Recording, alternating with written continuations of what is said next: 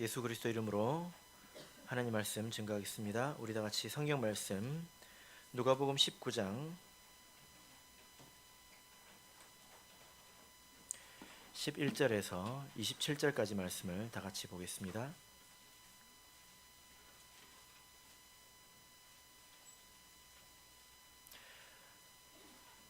누가복음 19장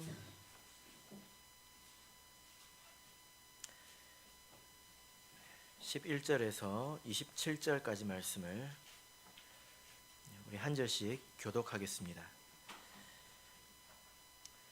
11절 저희가 이 말씀을 듣고 있을 때에 비유를 더하여 말씀하시니 이는 자기가 예루살렘에 가까이 오셨고 저희는 하나님의 나라가 당장에 나타날 줄로 생각함이러라.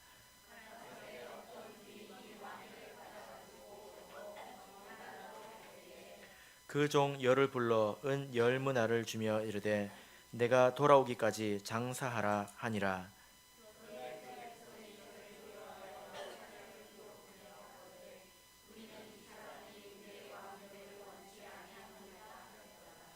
귀인이 왕위를 받아 가지고 돌아와서 은준 종들의 각각 어떻게 장사한 것을 알고자 하여 저희를 부르니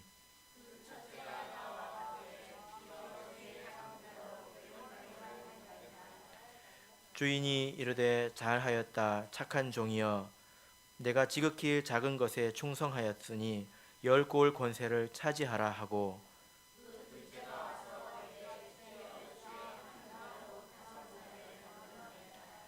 주인이 그에게도 이르되 너도 5고을을 차지하라 하고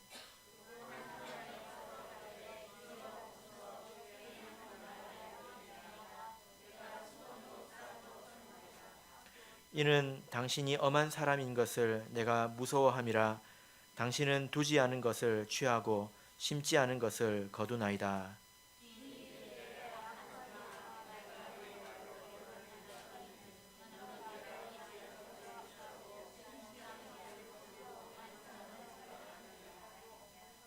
메아리가 치네요. 23절 그러면 어찌하여 내 은을 은행에 두지 아니하였느냐 그리하였으면 내가 와서 그 별리까지 찾았으리라 하고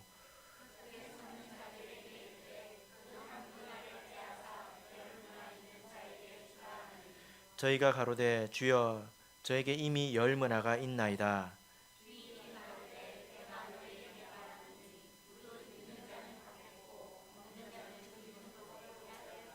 같이 읽겠습니다.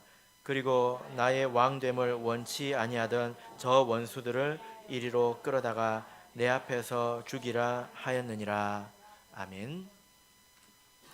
네, 오늘 이 시간은 잘하였다 착한 종이여 라는 제목으로 하나님 말씀을 우리 다 같이 듣도록 하겠습니다. 성경을 보면 우리 물과 영으로 거듭난 성도들을 일컬어서 왕이라고 하고 있습니다. 그렇습니까? 성경에서 그와 관련된 말씀을 보신 적이 있으십니까? 예, 우리 먼저 한번 찾아보겠습니다. 요한계시록 1장을 보겠습니다. 예. 요한계시록 1장 6절을 보겠습니다.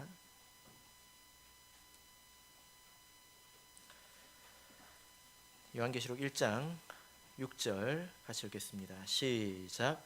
그 아버지 하나님을 위하여 우리를 나라와 제사장으로 삼으신 그에게 영광과 능력이 세세토록 있기를 원하노라. 아멘. 네, 이 말씀을 보시면 우리를 나라와 제사장으로 삼으셨다 이렇게 말씀하고 있죠. 여기서 말하는 나라는 왕을 뜻합니다. 그래서 하나님께서 우리를 왕으로 삼으셨고 또 우리를 제사장으로 삼으셨다 이렇게 말씀을 하고 있습니다. 성경에는 또 이 이외에도 우리가 왕 노릇한다 라는 말씀이 많이 기록되어 있습니다.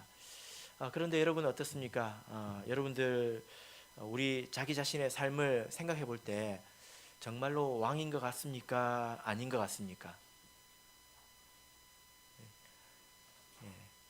대답을 안 하니까 제가 물어봐요. 이렇게 진표는 왕인 것 같아요? 아닌 것 같아요? 왕이에요? 아니에요? 예. 예. 여러분 어떻습니까? 왕입니까? 예. 왕이 사는 게 왜 그래요? 예. 사실 우리가 성경에서는 우리 보고 왕이라고 하니까 그런갑다 하지 하나도 공감이 안 갑니다. 뭐 왕이 사는 게 이래요. 종에 가깝지 않습니까? 예. 솔직히 말해서 그죠? 예. 제가 들은 일화 중에 이게 진짜인지 가짜인지 제가 확인을 해볼 수가 없었는데 이런 이야기도 제가 들어본 적이 있습니다. 어떤 청년이 서울에서 갑자기 바다를 보고 싶어가지고 택시를 잡고 부산 해운대로 갔습니다. 그 청년이 제가 듣기로는 참예수교의 청년이라고 들었어요. 오래전에. 택시를 타고 서울에서 부산까지 해운대까지 가면 얼마나 나오죠? 한 번도 해보신 분이 없을 거예요. 예. 예, 안 계시죠? 예. 그래서 그 택시 기사가 얼마나 기분이 좋았겠습니까? 제가 물어보지는 않았지만 얼마나 기분이 좋았겠어요. 그래가지고 해운대 와서 택시비를 달라고 그러니까 이 사람이 안 주고 내리는 거예요. 내리려고 하는 거예요. 그래서 왜 택시비를 안 주냐고 그랬더니 우리 아버지한테 받으래요. 당신 아버지가 누군데? 그랬더니 하나님이래요. 예, 이해가 되십니까? 예. 성경에서 왕이라고 했다고 우리가 진짜 그렇게 살면 어떻게 될까요? 예, 이렇게 두고두고 웃음거리가 되죠. 예, 우리가 사는 게 그렇게 되는 것입니다. 성경에서는 왕이라고 했습니다. 그럼 우리가 왕일까요?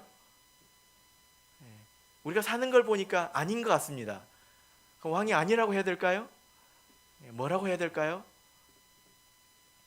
예, 이럴 때는 우리가 투표로 결정을 하는 것이 좋겠습니다.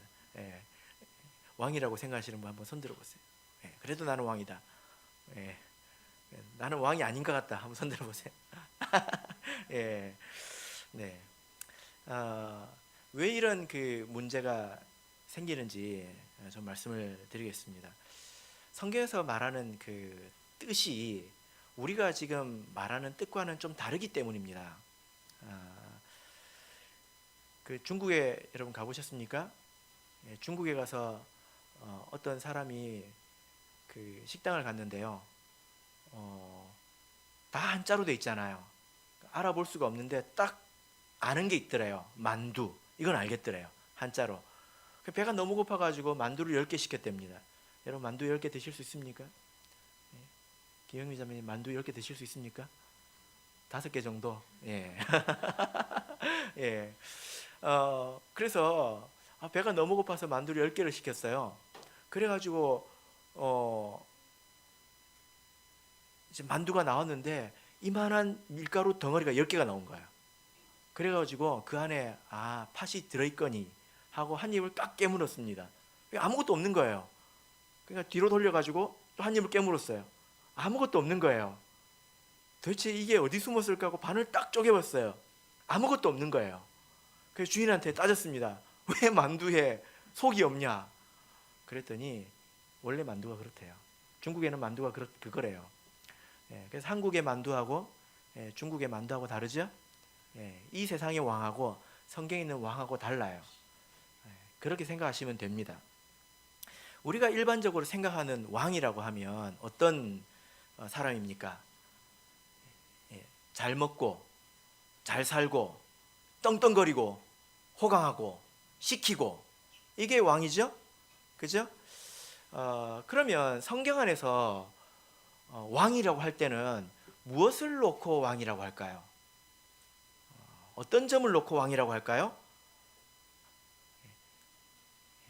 우리가 이걸 알아야 내가 진짜 왕인지 아닌지 알겠죠? 요한계시록 20장을 보겠습니다. 요한계시록 20장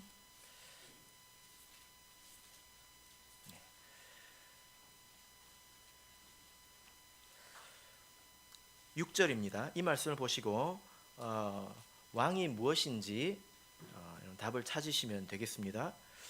요한계시록 20장 6절 읽겠습니다. 시작. 이 첫째 부활에 참여하는 자들은 복이 있고 거룩하도다. 둘째 사망이 그들을 다스리는 권세가 없고 도리어 그들이 하나님과 그리스도의 제사장이 되어 천년 동안 그리스도로 더불어 왕노릇하리라. 예. 여러분 저를 한번 보십시오.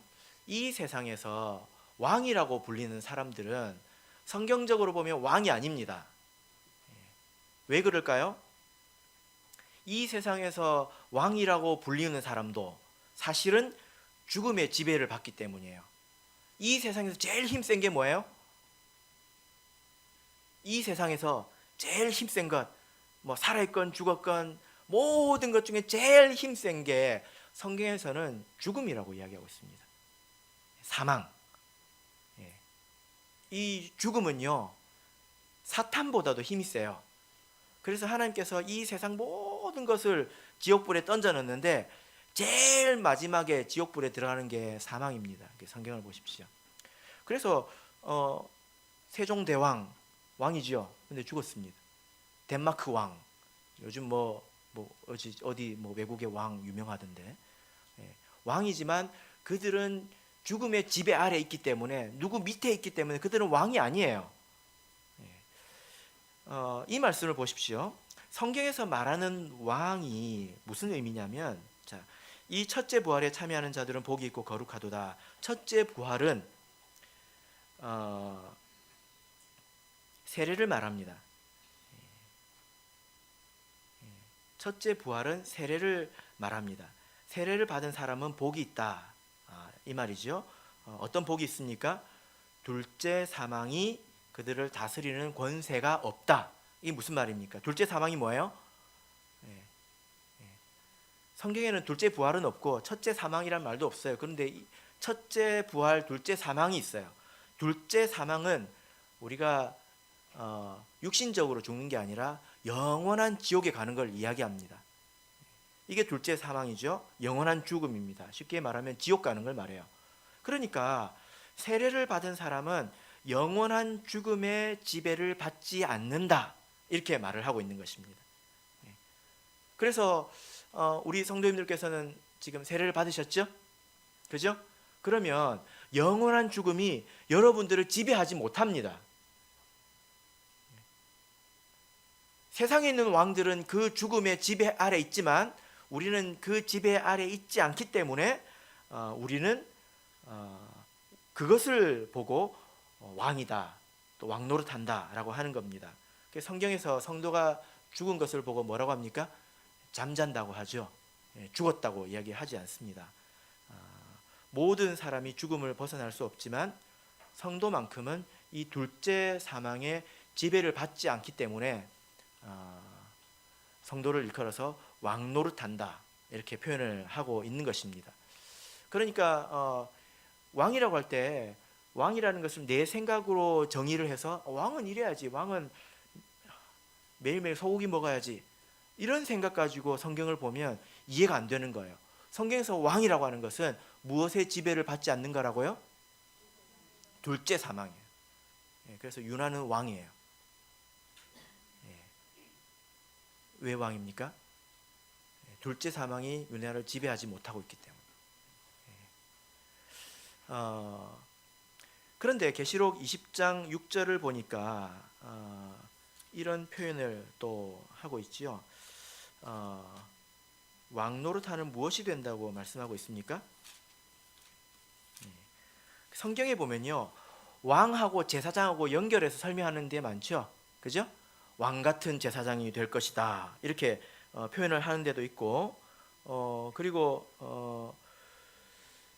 6절 보시면 그들이 하나님과 그리스도의 제사장이 되어 천년 동안 그리스도로 더불어 왕노릇하리라, 이렇게 말하고 있습니다. 이게 무슨 말이냐면 왕노릇하는 제사장이 된다는 거예요. 이건 또 뭘까요? 우리가 뭐 하는 사람인지는 알아야 될 거 아니에요, 성경 안에서. 그죠? 우리가 왕노릇하는 제사장이래요. 왕은 죽음의 지배를 받지 않는다는 것입니다. 생명을 가지고 있다는 거죠. 왕노릇하는 제사장은 우리가 살았을 뿐만이 아니라 죽은 사람에게 생명을 전하는 그런 힘이 있다는 것입니다. 생명을 전하는 역할을 한다는 것입니다. 제사장이 무엇입니까? 제사장이 뭐냐면 죄인하고 하나님하고 바로 만날 수 있습니까? 예, 만나면 죄인이 죽죠. 그죠?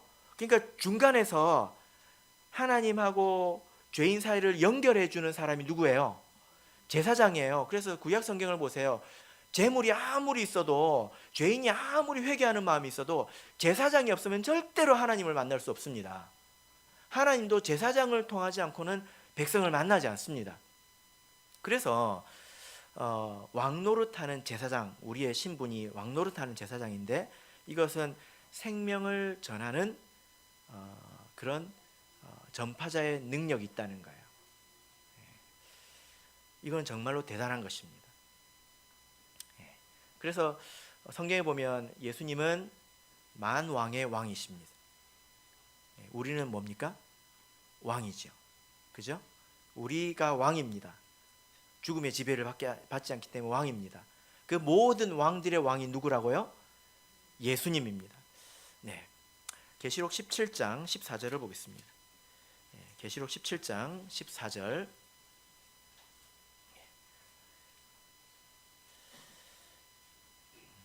그래서 우리는 왕이고 예수님은 뭐라고요? 만왕의 왕입니다. 17장 14절 읽겠습니다. 시작. 저희가 어린 양으로 더불어 싸우려니와 어린 양은 만주의 주시요 만왕의 왕이심으로 저희를 이기실 터이요 또 그와 함께 있는 자들 곧 부르심을 입고 빼어내심을 얻고 진실한 자들은 이기리로다 해서 여기 보면 어린 양을 만왕의 왕이다 이렇게 표현을 하고 있습니다. 그런데 이 세상을 보면 왕이라고 해서 다 같은 왕이 아닙니다. 그죠? 다스리는 영역이 다릅니다. 이 세상에서 가장 작은 나라가 어딘지 아십니까? 실제 있는 나라인데요. 영국 옆에 보면 바다에서 기름을 팔려고 큰 말뚝을 바다에 박아놨어요. 거기 위에 판이 있습니다. 어떤 사람이 그 판때기 위에 올라가 가지고요 독립선언을 했어요. 그 나라를 차렸어요. 국민이 자기예요. 자기가 왕이고요. 진짜 있는 나라예요. 그런 나라 왕하고 저기 중국의 진시황 같은 왕하고 같습니까? 다르죠. 왕이라고 해서 다 같은 왕이 아니에요. 우리도 다 왕이에요. 근데 우리가 다 같은 왕이 아니에요. 왕과 왕이 만났을 때 뭐가 다를 수 있습니까? 다스리는 영역이 다를 수 있죠. 그죠? 한 사람이 말했을 때 그 말에 영향력이 미치는 범위가 굉장히 다를 수 있다는 거예요. 왕이라고 해서 다 같은 왕이 아니에요. 어떤 나라는 여봐라 하면 10억 명이 예 하는데 어떤 나라는 여봐라 하면 왜 그러죠. 대답하는 사람이 없습니다. 그런 것처럼 우리가 그리스도의 이제 이게 왕인데 나라의 왕인데 우리도 보면 어떤 사람은 큰 왕이기도 하고요. 어떤 사람은 작은 왕이기도 합니다. 이건 무슨 말일까요? 영향력이 미치는 범위가 다르다는 겁니다. 각 사람이 미치는 영향력의 범위가 다르다는 거예요. 이것은 생명의 영향력을 말합니다. 어떤 사람은 그 사람이 가지고 있는 온기가 멀리 퍼집니다. 그리고 많은 사람이 그의 그늘에서 쉽니다. 그리고 그 사람의 영향력이 많이 미칩니다. 또 교회에서 중요한 일을 합니다. 그런데 어떤 사람은요, 교회에서 목소리는 커요. 그런데 아무도 그 사람의 말에 귀 기울이지 않고 그 사람의 영향력이 아무게도 없습니다. 그 사람이 세상에 나가서도 생명을 전하는 영향력이 눈꽃만큼도 없을 수 있어요. 명찰만 왕이죠. 그죠? 그래서 나라는 사람이 분명히 왕이에요. 근데 영향력이 없을 수 있어요. 실제로 제가 여러 교회를 다니면서 성도님들을 이렇게 보면 어떤 분은 거목 같은 그런 분도 제가 만납니다. 거인 같은 목소리가 멀리 퍼지고, 그가 비록 목소리를 높이지 않아도 그의 온기가 멀리 퍼지고 많은 사람들을 이롭게 하고 많은 사람들을 살리고 나가서 전도도 많이 하는 사람이 있는 반면에, 교회에서 목소리만 큰 사람도 있어요. 예. 목소리도 작고 영향력도 작은 사람도 있지만요. 그죠? 그래서 교회에서 왕이라고 해서 다 같은 왕은 아니라는 것입니다. 그 내용이 바로 오늘 내용입니다. 오늘 본문을 보실까요? 누가복음 19장을 보겠습니다. 17절부터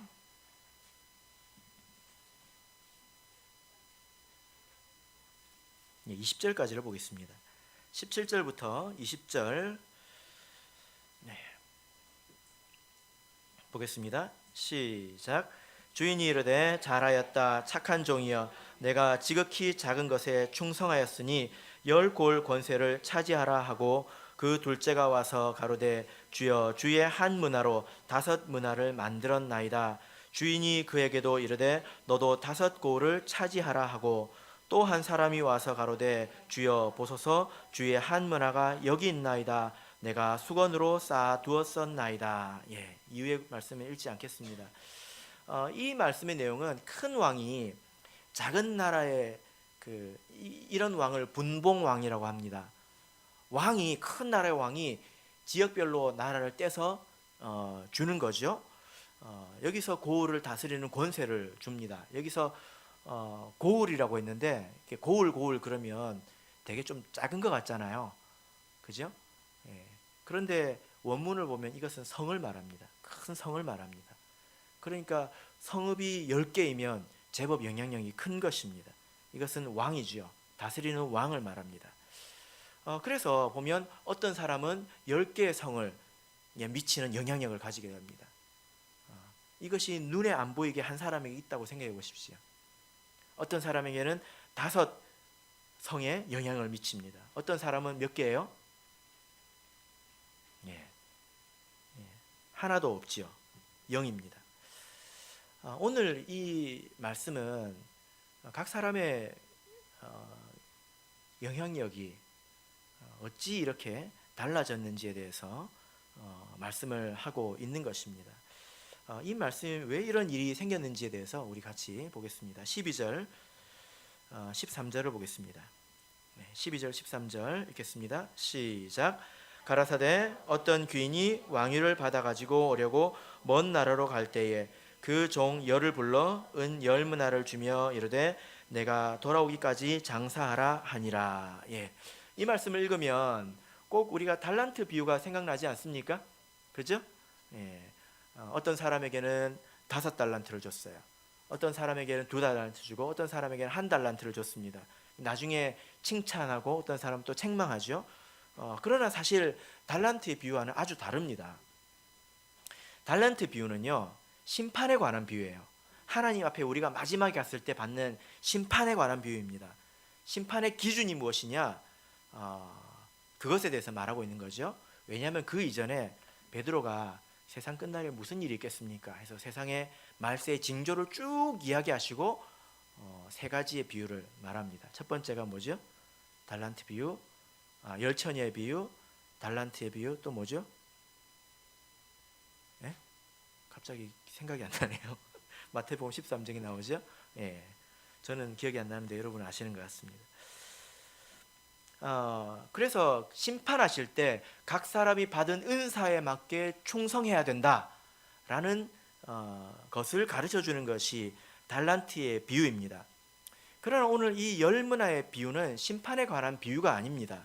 이것은 영향력에 관한 비유예요. 여기서 말하는 심판은 최후의 심판을 말하는 거죠. 사실상 심판은 나날이 되고 있다고 해도 틀린 말은 아닙니다. 어제 우리가 산 것에 대해서 오늘 우리가 하나님께 은혜를 받고 책망을 받고 있기 때문에 그런 심판은 나날이 되고 있는 거죠. 그래서 이 10문화의 비유는 최종 심판에 관한 것이 아니라 각 사람이 가지고 있는 영향력에 관한 것입니다. 예수님께서 이 비유를 언제 말씀하셨습니까? 11절을 보겠습니다. 11절 읽겠습니다. 시작. 저희가 이 말씀을 듣고 있을 때에 비유를 더하여 말씀하시니 이는 자기가 예루살렘에 가까이 오셨고 저희는 하나님의 나라가 당장에 나타날 줄로 생각함이러라. 예. 이 비유를 말씀하신 배경과 비유의 의미가 당연히 관계가 있겠죠. 예수님께서 예루살렘 성에 올라가실 때에 베풀어 주신 비유입니다. 예수님께서 십자가를 지러 예루살렘 성에 올라가고 있습니다. 그런데 제자들은요, 사실은 들떠 있었어요. 왜 들떠 있었을까요? 제자들이 뭔가 오해가 있었죠. 제자들은 어떻게 생각했습니까? 예수님이 예루살렘에 올라가면 쿠데타를 일으키실 줄 알았어요. 그래서 그 당시에 이스라엘을 지배하고 있는 로마를 예수님의 그 권능으로 싹 몰아내고 예수님이 왕이 되고 자기는 영의정이 되고 누구는 좌의정이 되고 그렇게 생각하고 있었단 말이에요. 그러니까 올라갈 때 이 어깨가 이게 잔뜩 부풀어 있었습니다. 드디어 나도 한 자리 하는구나, 나도 한 자리 하는구나 이러고 있었단 말이에요. 그때 예수님께서 이 비유를 말씀하셨습니다. 내용이 뭡니까? 올라가시면서 뒤에 제자들이 어깨가 이렇게 나는 적어도 이제 장관은 하겠다 이렇게 하고 있습니다. 그러니까 예수님께서 어떤 귀인이 왕위를 받아가지고 오려고 먼 나라로 갔다? 이렇게 말씀하셨습니다. 여기서 귀인은 누구일까요? 예수님을 말합니다. 먼 나라로 왕위를 받으려고 갔다? 이것은 뭘 말할까요? 예수님께서 십자가를 지시는 걸 이야기해요. 죽는 것을 말합니다. 그래서 예수님께서 지금 예루살렘에 올라가시는 것은 십자가를 지셔서 왕위를 받아가지고 오려고 하는 것을 말씀하신 거예요. 자, 그러면 왕위를 받아가지고 와야 될 거 아니에요, 그죠? 와야 되잖아요. 이 왕위를 받아가지고 오는 것은 언제를 말할까요? 자, 1번 예수님의 재림, 2번 예수님의 부활, 3번은 없습니다. 1번일까요? 2번일까요? 쉬운데 틀리면 부끄러워요. 두 개밖에 없어서. 1번은 예수님의 재림, 2번은 예수님의 부활. 예수님이 왕이 되어서 왕위를 가지고 오신다고 했어요. 1번일까요? 2번일까요? 예? 1번. 예, 제가 계속 물어보잖아요. 1번일까요? 2번일까요? 예, 1번일까요? 2번일까요? 수영아? 네. 이것은 부활을 말합니다.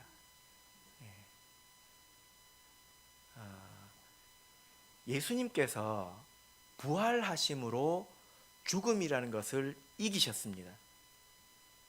그래서 그제서야 비로소 생명을 주관하는 왕이 된 거예요. 예수님도 죽었잖아요, 그죠? 그러니까 그 이전에 예수님 위에 뭐가 있었다는 거예요? 사망이 있었습니다. 근데 죽으셨죠. 근데 다시 부활하셨어요. 이제 예수님이 상황 위로 올라선 것입니다. 그래서 예수님이 왕이 된 거예요. 사도행전 13장을 보겠습니다. 이것은 조금 난해할 수도 있지만 우리가 또 알 수 있는 것입니다. 사도행전 13장 33절을 읽겠습니다.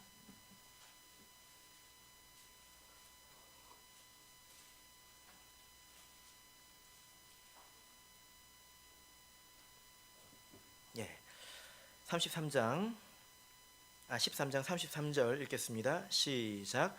곧 하나님이 예수를 일으키사 우리 자녀들에게 이 약속을 이루게 하셨다 함이라. 시편 둘째 편에 기록한 바와 같이 너는 내 아들이라 오늘 너를 낳았다 하셨고. 예. 33절의 내용을 제가 말씀을 드리겠습니다. 하나님께서 예수를 일으키셨습니다. 이것은 부활을 말합니다. 예. 그래서 뭘 하셨다고요? 우리 자녀들에게 이 약속을 이루게 하셨다. 이 약속이 뭘까요? 그게 시편 둘째 편에 기록된 거예요. 시편 둘째 편의 한 약속을 하나님이 예수님의 부활로 이루셨다는 거예요.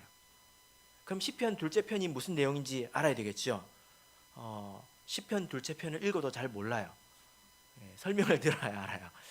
시편 둘째 편은 왕의 즉위송입니다. 시편이 찬송가잖아요, 그죠? 근데 시편 2편은 언제 부르냐면 새로운 왕이, 그것도 특별히 다윗의 혈통을 가지고 난 그 사람이 왕이 되었을 때 부르는 찬양이 시편 2편이에요. 그 내용이 뭐냐면 예수님께서 다윗에게 뭐라고 약속하셨습니까? 다윗의 위가 영원할 것이다. 너의 후손이 대대로 왕이 될 것이다. 이게 하나님의 약속이었어요. 그런데 예수님 당시에 이스라엘 왕이 누구였습니까?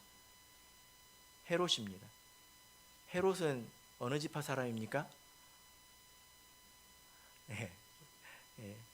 헤롯은 유대인도 아니에요. 헤롯은 에돔 사람입니다. 에돔 사람이 누굽니까? 야곱과 에서 할 때 에서의 후예들이에요. 그러니까 그 에서의 자손이 이스라엘 왕이에요. 그러면 유다 지파의 그 다윗의 위가 영원하다는 약속이 맞아요, 틀려요?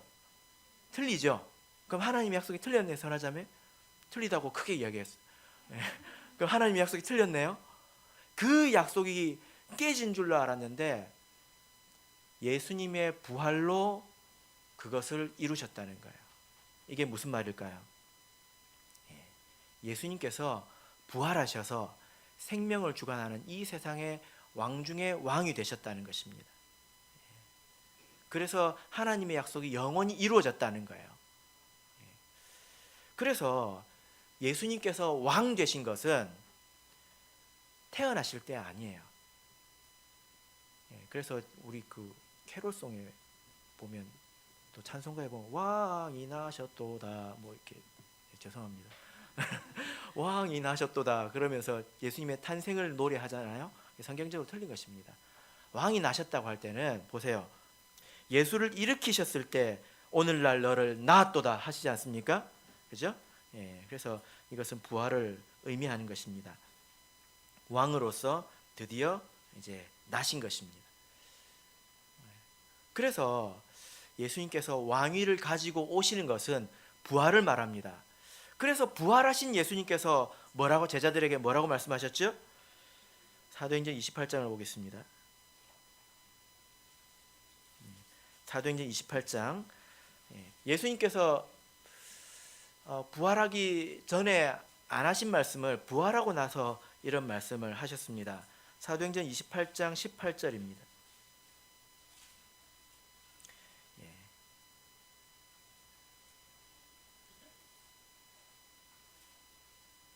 18절 읽겠습니다. 시작. 예수께서 나와 일러, 제가 28장 18절이에요. 제가 잘못 불러드렸습니까? 마태복음 28장. 죄송합니다. 마태복음 28장입니다.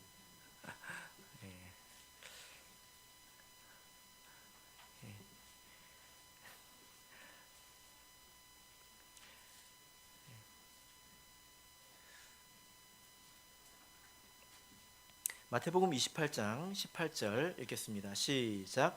예수께서 나와 일러 가라사대 하늘과 땅의 모든 권세를 내게 주셨으니.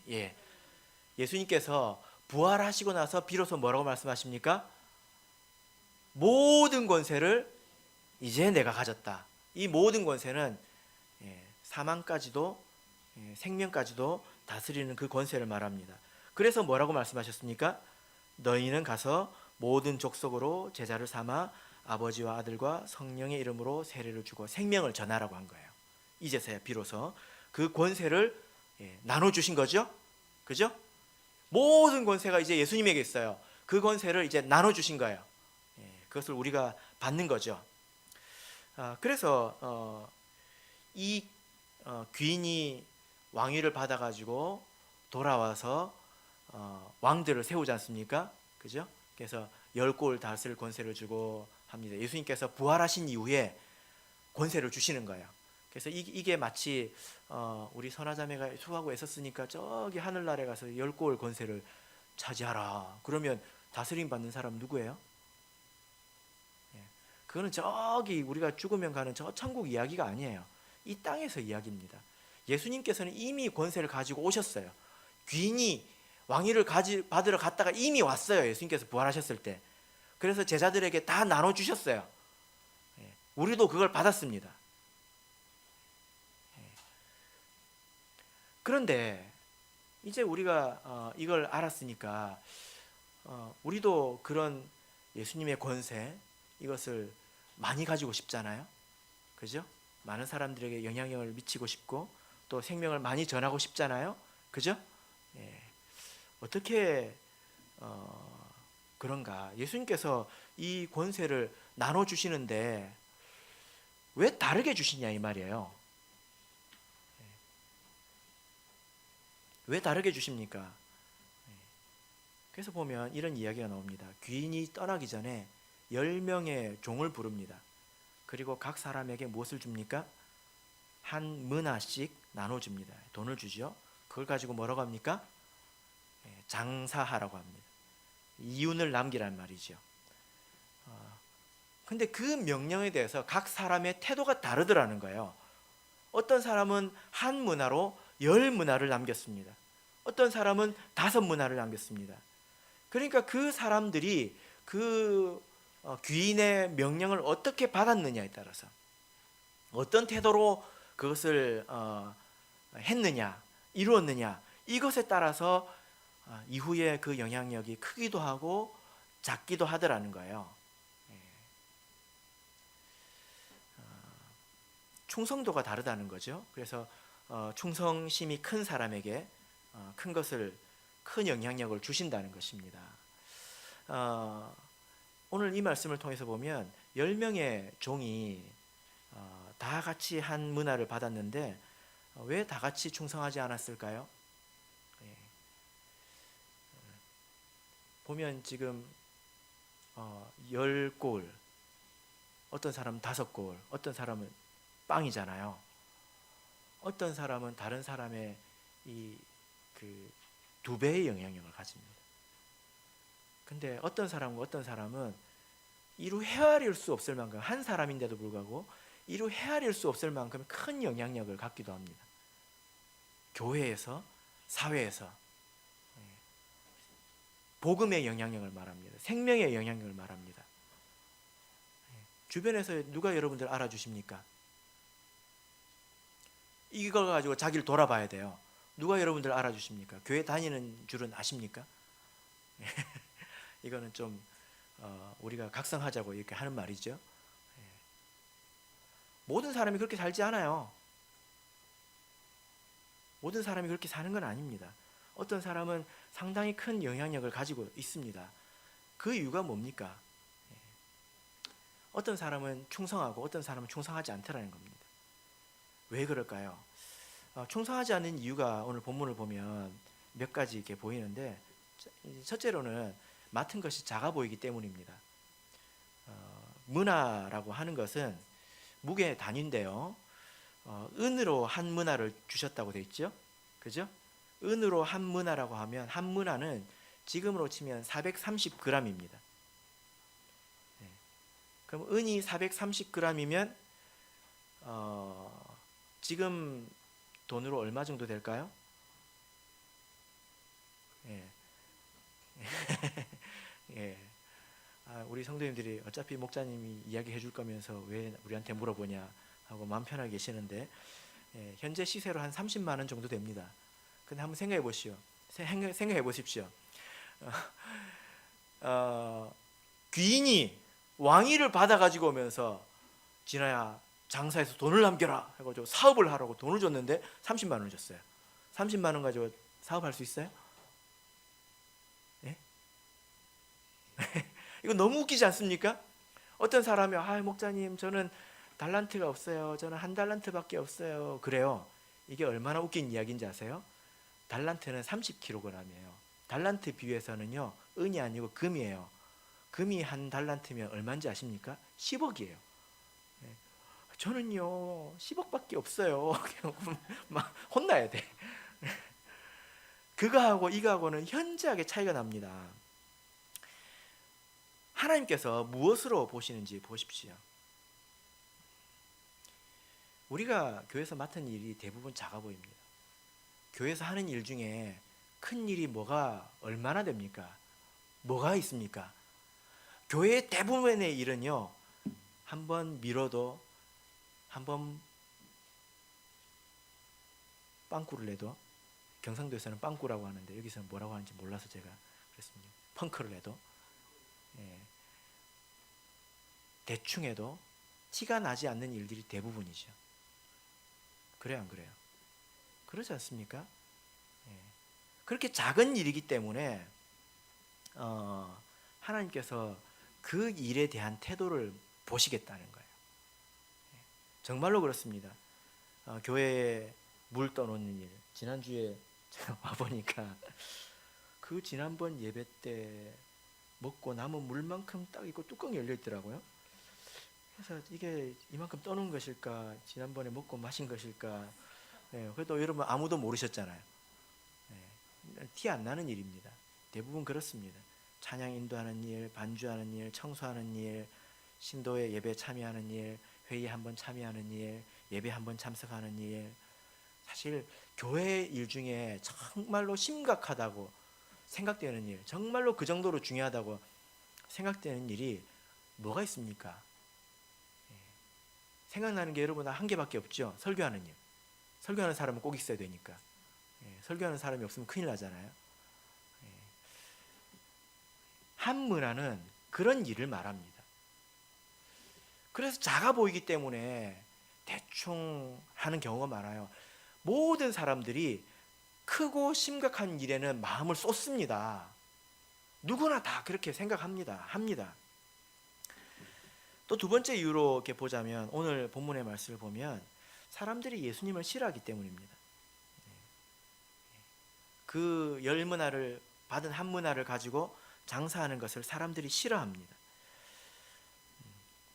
우리가 교회에서 이런저런 일을 힘쓴다고 세상에서 알아줍니까?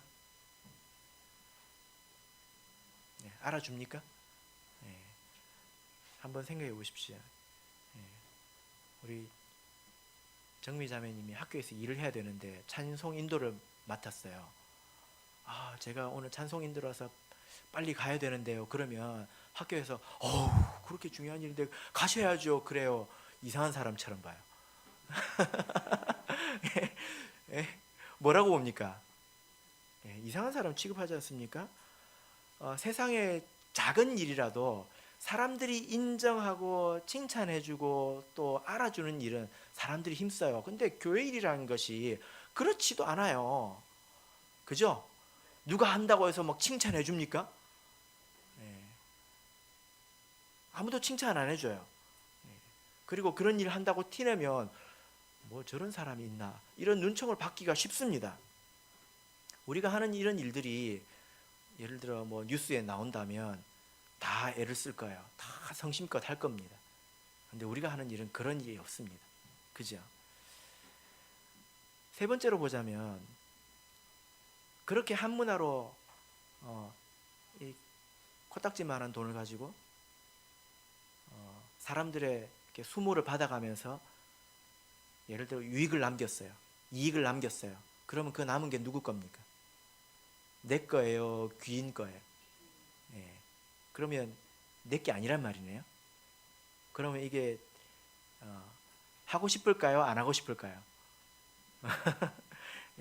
근본적으로 사람은 이기적이기 때문에 한번 생각해 보십시오. 만약에 뭐 얼마 안 되더라도, 또 사람들한테 욕을 먹더라도 그렇게 해서 남은 것이 내 것이라면 또 사람은 힘쓸 수 있어요. 그런데 그렇게 해서 남은 게 내 것입니까? 내 것도 아니에요. 그러니까 작아 보이고요, 인정받는 일도 아니고요, 그렇게 욕 얻어먹으면서 티도 안 나는 일을 해봐야 그 결과도 내 것도 아니에요. 그런 것에 사람이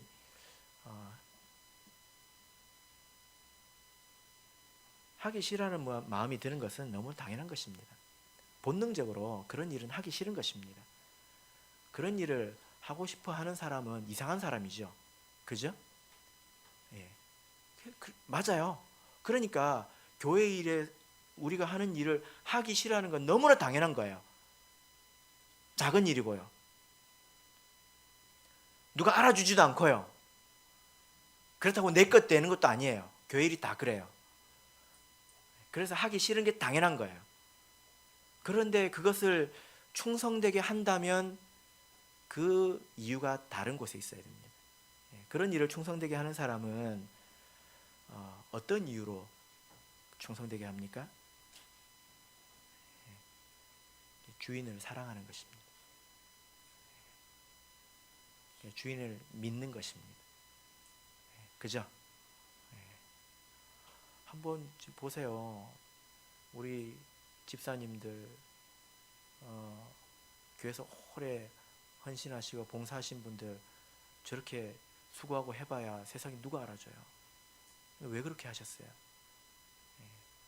하나님을 생각하는 마음이 없으면 근본적으로 하기 싫은 겁니다. 그런데 하나님은요, 지극히 작은 것을 통해서 그 사람의 본심을 압니다. 그래서 정말 중요한 거예요. 왜냐하면 큰 일은 누구나 열심히 하기 때문에 그 사람이 진짜로 하나님을 사랑하는 건지 그 명령을 귀하게 여기는 건지 믿음이 있는 건지 티가 안 나요. 그죠? 티가 안 나요. 세상 사람들이 다 알아주는 것도 티가 안 나요.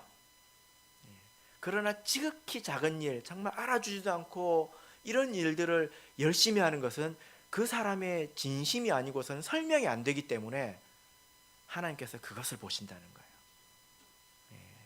그래서 우리 누가복음 16장을 보겠습니다.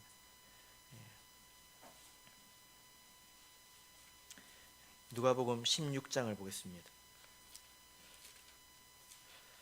10절을 볼까요? 하나님께서 오늘 하루하루 우리를 판단하실 때 무엇으로 우리를 판단하시는가? 10절 읽겠습니다. 시작. 지극히 작은 것에 충성된 자는 큰 것에도 충성되고 지극히 작은 것에 불의한 자는 큰 것에도 불의하니라. 무엇을 가지고 우리를 판단하십니까? 작은 거예요. 지극히 작은 거.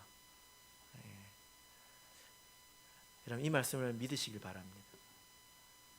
예수님께서 말씀하시기를 하늘과 땅의 모든 권세를 예수님이 가지고 있고 그 모든 권세를 다 우리에게 위임하십니다. 조각조각 우리에게 다 위임하십니다. 어떤 사람은 크고요, 어떤 사람은 작아요. 왜 그럴까요? 지극히 작은 것에 대한 우리의 태도가 그것을 결정하기 때문입니다. 오늘 이 말씀을 통해서 영적으로 영향력이 작은 것을 당연하게 생각하지 마시고 더 큰 능력 얻기를 사모하십시오. 나에게서 나는 그리스도의 향기가 더 멀리 뻗어나가는 것을 사모하십시오. 나에게서 그리스도의 온기가 더 먼 사람에까지 미치는 것을 사모하십시오. 내가 더 큰 그늘이 되어서 많은 사람의 쉼터가 되는 것을 사모하십시오. 그것은 나를 위한 것이 아니라 하나님을 위한 것입니다. 그러려면 우리가 어떻게 해야 되죠? 지극히 작은 것에 충성해야 합니다. 지극히 작은 것에 충성하시는 저와 여러분이 되시기를 예수 그리스도 이름으로 축복합니다. 우리 다 같이 찬송 259장 일어나서 찬양하겠습니다.